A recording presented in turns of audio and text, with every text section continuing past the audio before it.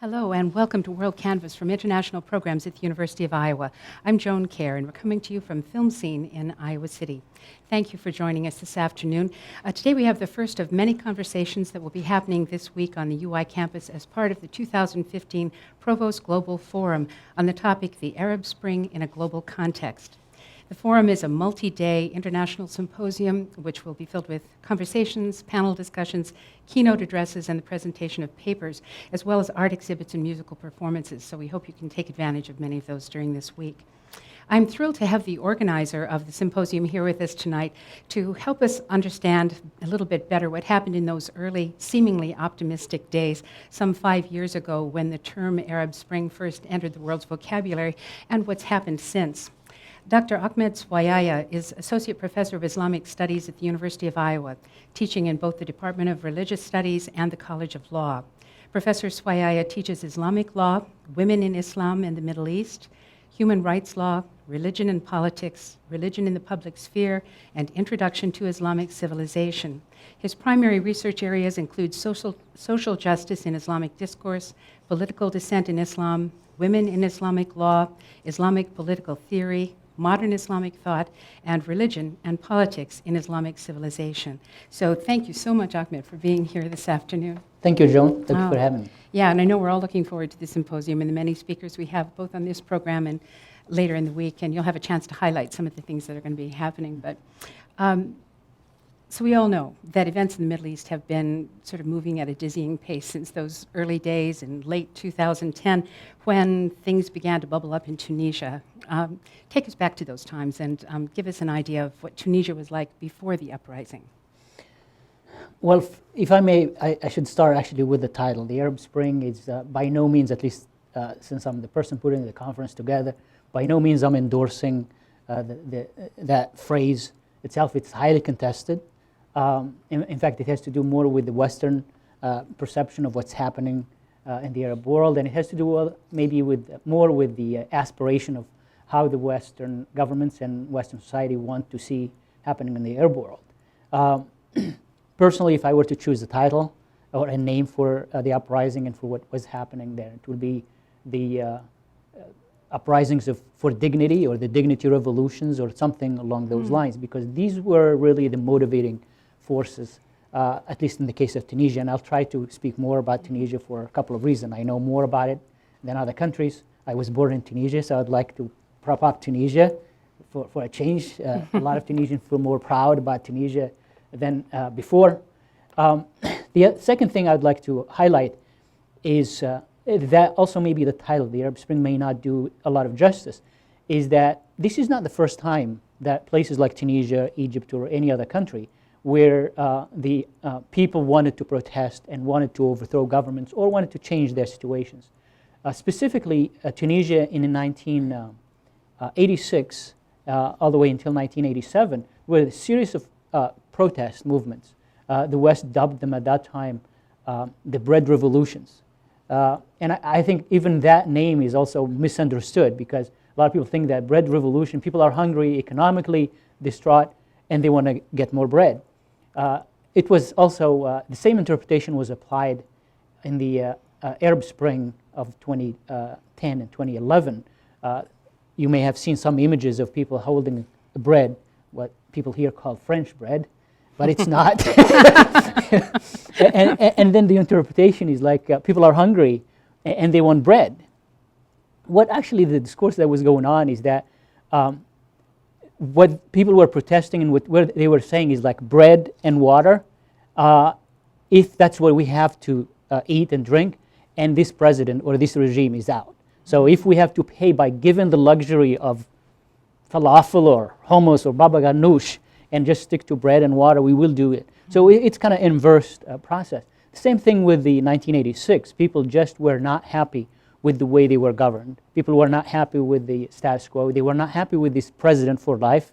At that time, Bourguiba, who acquired this title of the Great Mujahid, and at the same time, Great Mujtahid, he tried to be not just a fighter for Tunisian society, but he wanted also to take credit for being a reformer of Tunisia.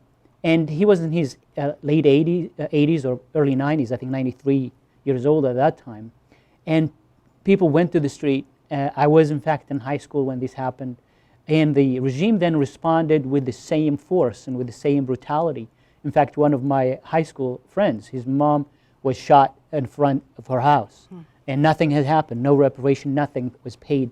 He had to leave school because of that. And Tunisians were just as determined then in 1986 as they were in 2010 and 2011 to change their situation.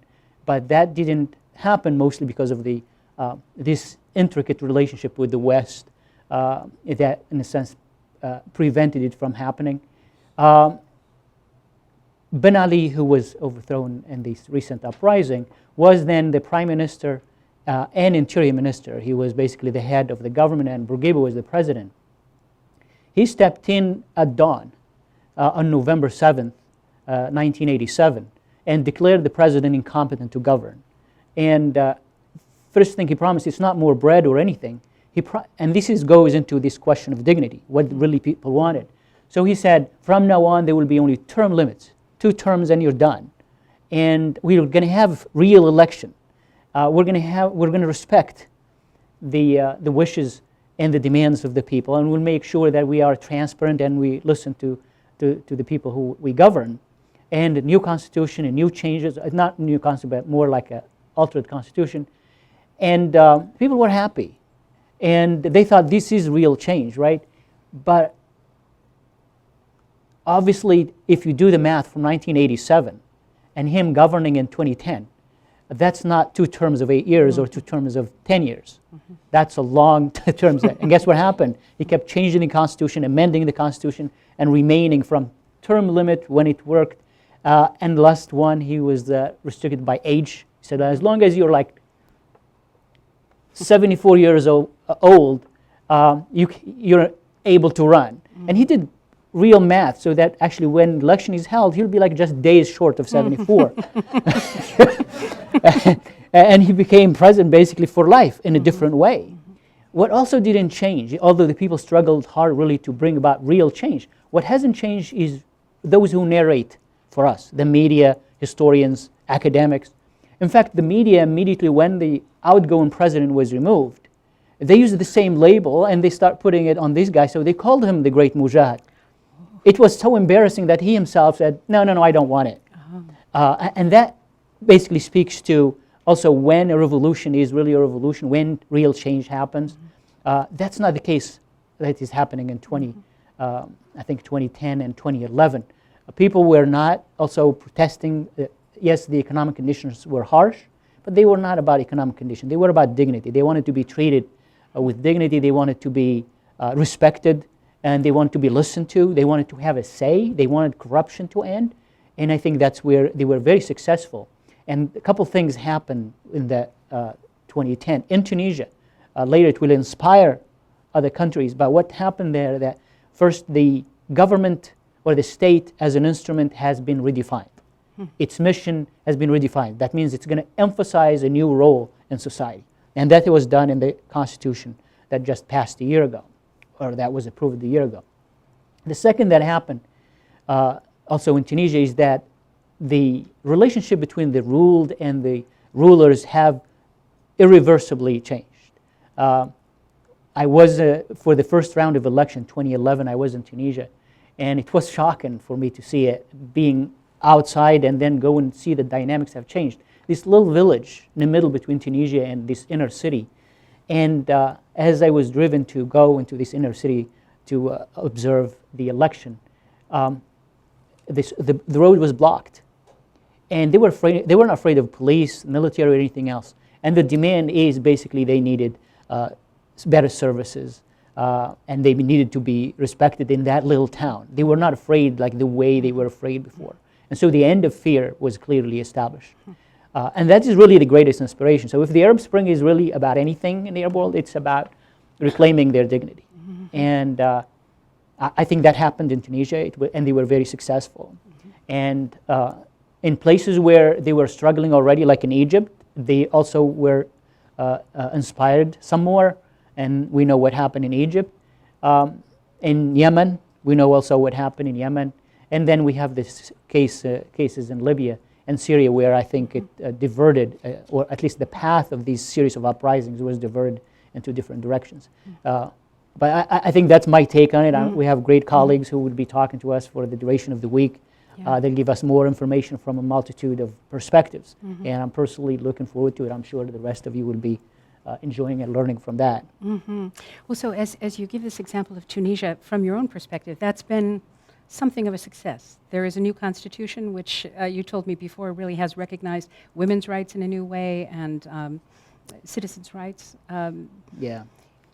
So Hillary Clinton, somewhere early on in this whole thing that we have called the Arab Spring, Right. used Tunisia's revolution as sort of what she saw as potentially a model for other Middle Eastern change. Yeah. Was she right there? I mean, would this have been a good model to follow? Which Tunisia? Well, yeah. The crazy thing, because to me, I do have some passion for what's happening in Tunisia, what had happened in the past. I can relate to it on personal level. And the problem to me is when now they come in and say Tunisia ought to be a model. They said the same thing about Ben Ali. You know, Ben Ali, if you look at with the exception of colleagues, especially academics like my colleague Juan Cole, who probably called most of the Middle Eastern dictators before the rest of the world knew them as dictators. You're not going to find Ben Ali and dictatorship attached. He was the moderate leader. He was somebody respected, praised, and helped and supported. In fact, Hillary Clinton made a say, and it was actually interesting that it was taken off the website, the State Department website. She praised Ben Ali for his support against terrorism, as if that is the only litmus test for us to brand friendly presidents or unfriendly presidents. Ben Ali was a dictator before and was dictator after. And I think we lose credibility when we come now and say it ought to be supported because this is a role model, when we were not also firm on the side of the people when they were demonstrating on December 17th, 2010. And that's where actually I think Tunisians are very aware of that. And they really don't pay a lot of attention about now whether Tunisia is a model. In fact, they want to be left out. In terms of the constitution, I would encourage, especially now we're heading towards an election season, and I would encourage Americans, even for selfish purposes, is to study it as a document. It is really inspiring in many ways. Still, we're struggling whether Obamacare is a good thing or not. The Tunisian constitution actually made it an explicit statement that health care for anyone who cannot or anyone who is not paid enough to have health care, it is the responsibility of the state to provide health care. So call it Jasmine Obamacare or whatever you want to call it, but that's just an example. Also, compare also what happened in Iraq under the watch of the U.S. Military and administrators and all that process versus what happened in Tunisia independently. In Iraq, all what they were asked is like, show us women on your ballot, that we have 50% women or 25% women on your ballot. But once the votes are in and counted, it doesn't matter who will actually take the actual seat in the parliament. And we end up actually with really imbalance in the parliaments ever since in Iraq, and this emerging democracy under the watch of the gun.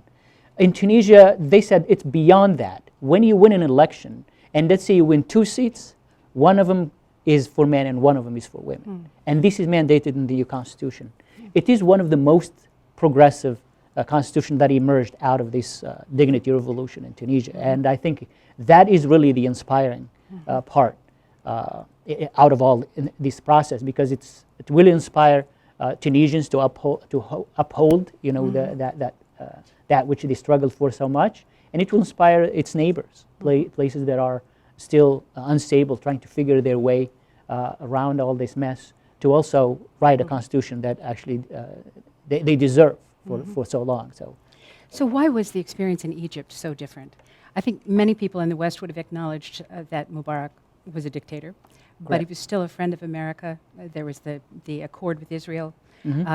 Why was the situation in Egypt, why did it take such a different track than what happened in Tunisia? My personal take on it, there are a number of circumstances. Some of them are institutional circumstances, some of them are historical, some of them are international relations, like Egypt being this only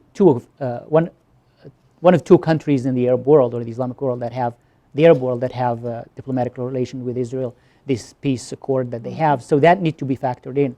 The other thing that is also different is the role and the place and the training and the mentality of the military in both countries. In Tunisia, it is really a professional military. It doesn't have economic or political interests in the country. I don't think we can say the same thing about Egypt. The military there is well vested in the economy. They have business in everything, you know, from paper to apartments to buildings to skyline. The Tunisian military, even before the Arabs, the protest movement and the new constitution, they had this mentality of being neutral, that they're there to protect the country and protect the people. If you look at the images when the police, who are under the control of the politicians, were ordered to shoot, and they did shoot, close to 400 people were killed by the police, the military stepped in to actually protect the protesters. And this, something is not really emphasized. The new constitution, by the way, maintains that tradition and spells it out. They said the police and security forces must be neutral. And neutrality is not just in words, it's actually in practice. When I was there in 2011, in October, we were traveling from little town to watch these elections. And then one person was hitchhiking, and that's acceptable in Tunisia, unlike in the US. The only way, in fact, for many people to move around. So we pulled over and we asked, where are you going? He said, we're going to this city. He's like, yeah, we're going that way too. So he jumps in the back. He was wearing civilian clothes, this person. And then the chat went on, and we discovered that he's a police officer. And then he said, I have this shift starting at 10 p.m. and it's going to last until tomorrow morning to secure the elections. And myself thinking, you know, the American mentality that seeps into you without you knowing. You think that you understand 100% African culture and American culture, but it escaped me. So he's like, you must then have voted absentee ballot, or did you vote a week early or something? And he kind of laughed at me. He's like, you're born in this country. Don't you know that we don't vote?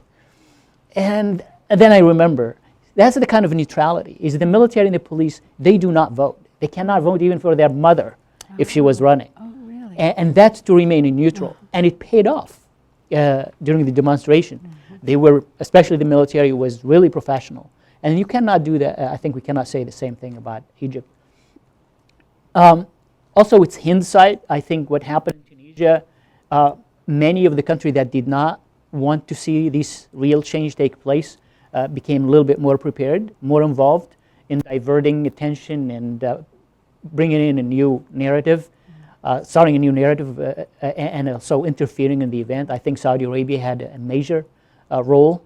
I mean, in the end, they took Ben Ali, you know, the dictator. He's still living in Saudi Arabia, despite the fact that the government requested that he's handed over for charged with authorizing the killing of protesters. And so that played a major role. Saudi Arabia is closer to Egypt. Saudi influence in many ways also was more prominent in Egypt than it was in Tunisia. And a number of other things, I'm sure it will be highlighted later on this week. But these are, I think, some of the elements and some of the distinguishing factors. Yeah. Well, is the picture of Islam and the factions within Islam, is that quite different in Tunisia from other parts of the Middle East that we've seen? Is there a real fight for a more conservative side of life, for example, than what you have just explained in the new constitution? Are there those who'd like to see Sharia law? There are, one of the benefits or the positive outcomes of the Arab Spring or the Dignity Revolution is that now the Western scholars do not have the luxury of labeling all conservative movements as Islamists. That's over. I mean, if you do that, you really still sleep, and you ought to wake up. Now, most scholars need to actually distinguish between the Salafis, the Muslim Brotherhood, and within the Salafis themselves, the Salafis who are interested in this so-called dawah, which is like missionary work, versus the jihadi Salafis. And even the Muslim Brotherhood, there are many factions within, many groups, many leadership centers and figures. Annahda, which is the prominent religious conservative movement, and some think that it is, in essence, the Muslim Brotherhood branch in Tunisia, is and has been, even in the past, interested in bringing in change through the will of the people. They believed in a process where the people actually voiced from the bottom-up process. The people, they'll preach to the people and try to convince people that they're better stewards for the country, as opposed to some of these Salafi fighters. Or they don't believe in a process like that at all. They believe in a process top-down. The people cannot be trusted with bringing change, and they cannot be trusted with securing a good place for religion, and therefore it has to be imposed by the gun. So from a point of view of academics, now we have actually now the responsibility and the burden to speak actually with more specificity. From the point of view of people living in there, it puts at center stage different discourses, religious discourses, and I think they are present in Muslim Brotherhood in Egypt. They're present or represented through Annahda in Tunisia. They're present in Al-Qaeda. They're present in ISIL, ISIS, however you want to call it.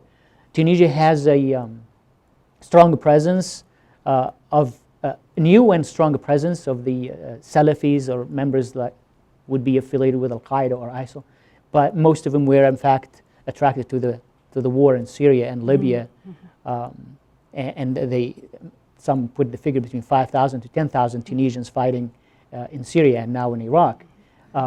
But now Annahda, in fact, is the party that will play a role of making even this distinction between those who do not believe in giving voice to the people and those who want to impose their own version of interpreting Islam and political version. All that now is going to be manifesting itself in Tunisia because they won the first election, Annahda that is. They won the first election in 2011. They gave up. They learned from the mistakes of the Muslim Brotherhood. In Egypt, they gave up government. They remained in essence influential in the parliament. During the second round of election, they lost, but not by much. They just reversed position between this new party, and they're still in government. They were happy to just take one post in the current cabinet, and all these I think is presenting Tunisia as the future if you really want to bring about change that is generally internal and not manipulated by other forces. And you can see it in Tunisia's foreign policy, current policy, whether in relations to the West or in relations to the Middle East in general. So if the way forward, in a way, is for an individual nation to keep outside influences out and let its own internal process happen, I mean, is the cow already out of the barn on that one? There is so much international influence in Syria. Now we have the situation in Yemen. Libya went the way it did. Tunisia, to me, as an outsider, seems to be a place that had its own sort of special, unique set of circumstances that I'm not seeing in other countries in the Middle East. Would that be true or not? I mean, was Tunisia? It seems to have come through this in a way that, for many of us, looks pretty promising. Whereas when you look at what's happening in many, many other areas, not just because of ISIL and Al-Qaeda, but also just confusion within within national borders in these locations. What do you see for the future? Do you see pockets of hope or places where it looks as though democracy or I don't see pockets of hope, actually. I just see hope. You just see hope. Yeah. Yeah, that's good, that's good, that's good. There is no stepping back. Yeah. I think there is no change. It is slow. But the reason I see hope is when these powerful countries, such as Saudi Arabia, who are influencing or attempted to influence the path of this uprising in Libya, in Syria, and now in Yemen, they're not doing that for the sake of the Yemenis, for the Syrians, or for the Libyans. Clearly, they're doing it for their own security. And I think that's misreading misdiagnosing the situation. And it's also a sign of nervousness. And that's why I see hope, because if they're nervous, that means for a good reason, and they should be nervous. And so it's going to be a long process. Unfortunately, the injection of this dose of violence in Syria, in Libya, and now in Yemen is slowing it down, and it's making it a little difficult. But in the end, this is the time, I think, for the Arab countries, since this is about the Arab Spring, and also for countries around it. Turkey is impacted, clearly. Iran is impacted. And even countries as far as probably the Far East are impacted. Pakistan is being drawn into this coalition that is bombing Yemen. So the Arab Spring is more, is beyond just the borders of the Arab country, the 21 and 22 Arab countries. It is a wave of change that would not be stopped. It needs to be refined again to make sure that what it is after is that unifying call, not the ideological, not the religious. That's really what would determine if a revolution succeeds or fails, is the unifying call. That would be embraced even by a minority. It doesn't have to be, that fallacy that revolutions are done by a majority of people and after that everybody cheers. They're like, oh, Tunisians did this. It never happened that way. All revolutions are done by minorities. The majorities generally are shamed by that. When people demanded, in this case, dignity, even the elite, even those who supported the regimes before, they were shamed to take in a different position. And that's the test of, I think, of success, is that when the majority are either silent or they're sympathetic, then that will continue. I sense that there is a question of dignity for the Saudis, a minority there, whether religious minorities or the poor, marginalized, the Yemenis. They feel like they're not respected, they're not treated with dignity. And that is powerful enough. That will, all it needs is about 5-10% of the population to fight for it, and they will get it. And that's where my optimism comes from, is because actually of the power of that message. Wow. Well, you can see this is going to be a very interesting week. Weeks, papers, discussions, keynotes. There's an art exhibit at the Museum of Art at the Old Capitol in the humanities section. It's just beautiful, and you should see that. There's also Middle Eastern music on Friday night, all kinds of wonderful things that you've put together, Ahmed. And of course, the next two segments of this program will continue to address these questions of the Arab Spring in a global context. And I can't thank you enough, Ahmed Souaiaia, for being here with us tonight and for putting the conference together. And thank you for we look having forward me. to the next two segments. You're welcome. And that's it for this first segment of WorldCanvass. You can catch all of this programming on YouTube, iTunes, UITV, and the International Program's website, which is international.uiowa.edu. And you can learn more about Film Scene at icfilmscene.org. I'm Joan Karen for International Programs. That's it for this program. Thank you for joining us. Good night.